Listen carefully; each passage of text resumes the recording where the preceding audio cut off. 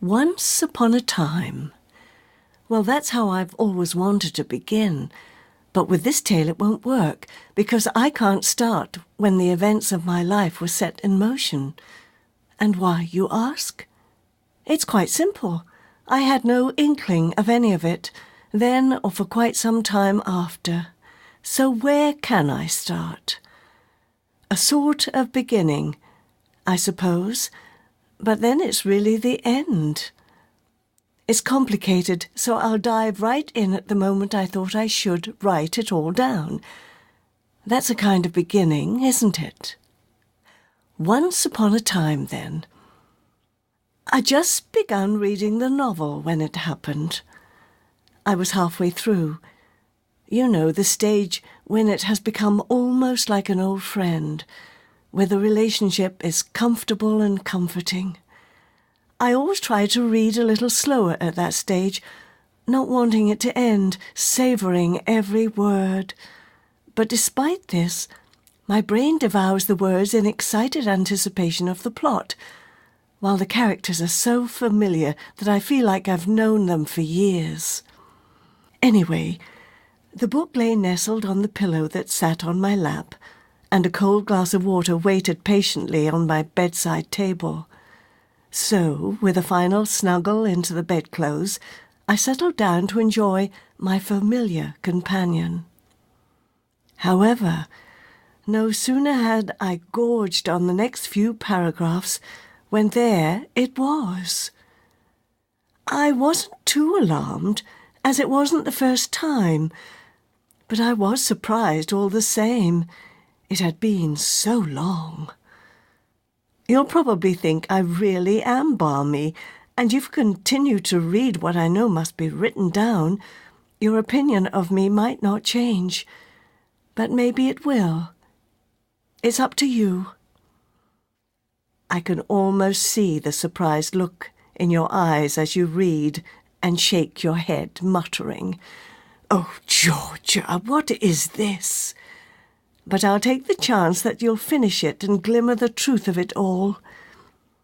Stories like mine are not easy to tell, and please forgive me if I stray a little or jump about a bit. Oh, by the way, when it's finished, I'll leave it for you in one of those padded envelopes.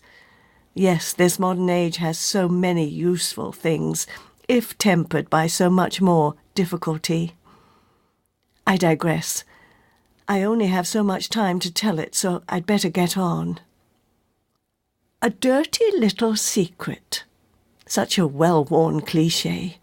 But that's what Aunt Mina always called me. Her dark eyes would look at me with a disapproving stare. This became worse when she suspected that I was different, and not just because I was a dirty little secret.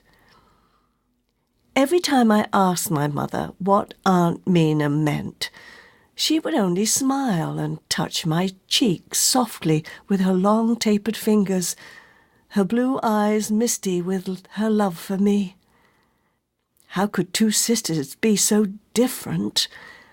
I used to think that's why I was different, but that was before the zip. Oh, now I've started you wondering. I'll come to the zip later. For the moment, I suppose I'd better tell you about my mother and the dreadful Aunt Mina. I've never been absolutely sure if Aunt Mina's problem was plain jealousy or that her nature was merely downright nasty. Furthermore, I couldn't work out if she was jealous of my mother or just didn't want anyone else to have her attention.